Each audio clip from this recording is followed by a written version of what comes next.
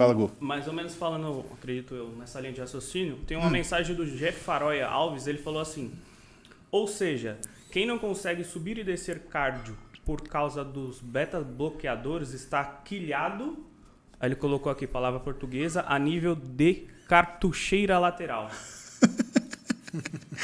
O Faroya, ele é um treinador português. Ele é um dos caras que segue você, eu, o Júlio, né? E ele tem um dos caras que tá querendo a gente ir pra lá. E tá sempre com a gente, né? Bom, tá falando das cartucheiras, né? Geralmente a cartucheira, pro pessoal, né, tem vários nomes. A cartucheira flanco, né?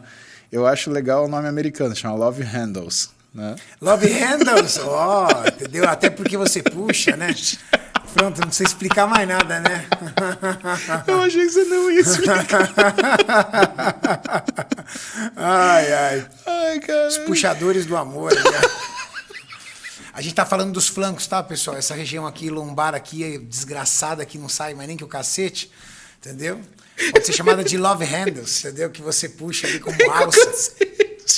Nem com o cacete sai.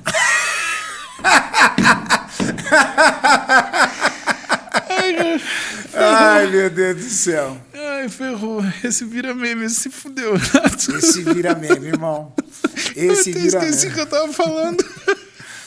Você estava falando sobre a necessidade, a busca do atleta, por exemplo, de entrar em amió. Ah, tá bom. E no caso, o cara que corre, verdade. Aí, então, os love handles, né? A quilha, o cara que fica quilhado, né? Na verdade, é uma deficiência da captação periférica de glicose, né? E você vê isso numa série de pessoas, principalmente pessoas que têm alterações hormonais. Então, alteração de tireoide, alteração de hormônios sexuais, pode ser testosterona e pode ser estradiol também. Qualquer coisa que mude a sua capacidade de captação de energia, né? Ou seja, a entrega de energia para o músculo, que, na verdade, traduzindo isso para carro, que é mais fácil de entender, é como se a sua bomba de gasolina diminuísse. O motor está lá, mas a bomba de gasolina que jogava a gasolina começa a fazer assim. Né? E isso acontece como? Acontece principalmente nessas situações. Por que eu falei tireoide primeiro? Porque não só o hormônio tireoidiano é responsável pela nossa velocidade metabólica, mas também ele é responsável pela sensibilidade periférica do hormônio androgênio e do hormônio estrogênio, né? Tanto pela testosterona quanto do estradiol. Isso quer dizer que sempre que você tem uma piora da função tireoidiana, a piora da função androgênica e estrogênica também acontece. E por isso que eu tenho tanto carinho pela tireoide. Isso é uma coisa que vocês precisam estudar, tá? Estudem tireoide com carinho, pessoal. Todo mundo acha que é tomar um remedinho e resolveu. E tem gente que acha que toma esse remedinho e emagrece. E a coisa não é bem por aí. Mas, enfim, estava falando da questão da corrida, né? O que a gente tem na literatura é que quando você muda o tipo de exercício, você muda o tipo de prioridade. Então, musculação, por exemplo, ela faz você baixar o LDL colesterol. Todo mundo, eu vou correr para baixar meu colesterol. Não, não faça isso. Se você correr, você vai aumentar seu colesterol. Não, vai aumentar. Por quê? Porque o exercício aeróbico, ele aumenta o HDL.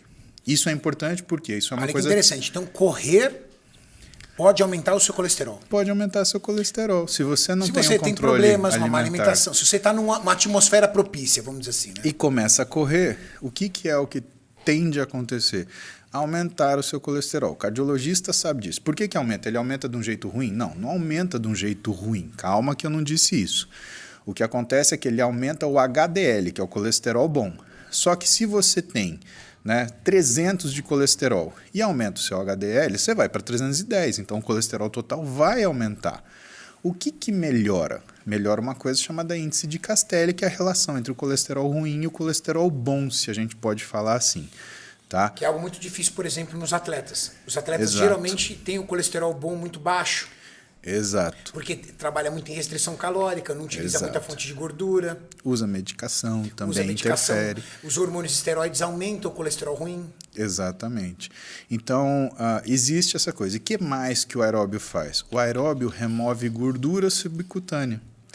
Então, uma coisa que o Faroya falou que é interessante e que é verdade, pelo menos a gente tem literatura para falar isso, é que se você quer diminuir o que é a sua gordura subcutânea do tronco, veja bem, mulheres, isso não resolve para tirar a gordura da coxa, tá? Então, corrida não tira gordura localizada na coxa, tá? A gordura, ela remove gordura subcutânea do tronco. Corrida. Exato. E a musculação? A musculação remove gordura visceral. A musculação, ela remove gordura visceral e baixa LDL. Legal. E o aeróbio? O aeróbio aumenta o HDL e remove gordura do subcutâneo do tronco. Então, por isso que é tão importante a gente ter o aeróbio junto com o anaeróbico, porque eles se complementam, né? Outra coisa que o aeróbio faz, né? Ele pode não abaixar a quantidade de LDL, mas ele diminui o nível de inflamação. Isso é importante por quê? Porque para o mecanismo de criar ateroma, Renato, você precisa de inflamação. Não é o colesterol que vai e atravessa a parede do vaso e faz uma massa de matéria que vai criar um entupimento na artéria. Não é isso, né? Na verdade, o colesterol ele vai estar no nosso vaso, na nossa artéria. Um macrófago ele vai achar que o colesterol ele é uma partícula invasora e, puf, vai englobar esse colesterol LDL. Só que ele vai fazer isso com vários. O macrófago, por diapedese, ele atravessa a parede do vaso, ele atravessa o endotélio, só que ele não atravessa o muscular. E aí, com vários macrófagos atravessando, o que vai tendo na parede do vaso? Ela vai inchando e vai criando o que é a obstrução.